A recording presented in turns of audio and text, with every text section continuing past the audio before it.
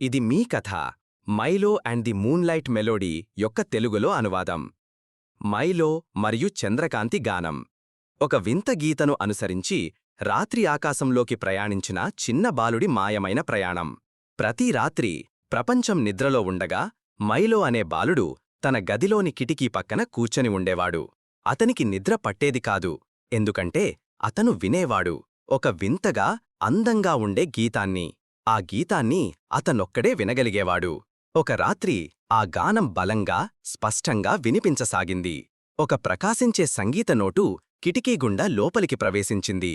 అది గాలిలో తేలుతూ ఒక జ్యోతిపురుగులాగా నర్తించసాగింది. మైలో ఆ నోటును తాకిన క్షణమే ప్రపంచం తలకిందుగా తిరిగినట్టు అనిపించింది. గది మొత్తం సంగీతంతో నిండిపోయింది. హఠాత్తుగా అతను పైకెగురుతున్నాడు. అదృశ్య తంతువుల ద్వారా నక్షత్రాల వైపు లేపబడ్డాడు. భూమికి ఎగువన మైలో ఒక అద్భుతమైన సంగీత సమూహాన్ని చూశాడు.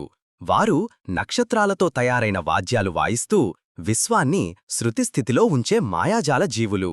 కాని అక్కడ ఏదో తప్పుగా జరిగింది. ఆ వాద్యాల్లో ఒకటి నిశ్శబ్దంగా మారింది. దాని తంతువులు తెగిపోయాయి.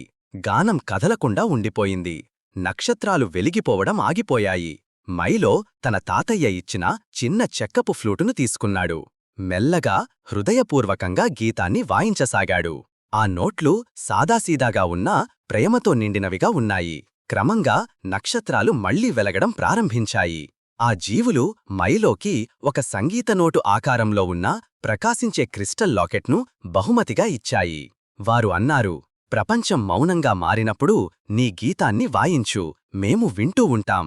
ప్రభాత సమయానికి మైలో మళ్లీ భూమిపైకి దిగిపోయాడు. లాకెట్ అతని ఛాతిపై మెల్లగా మెరిసింది.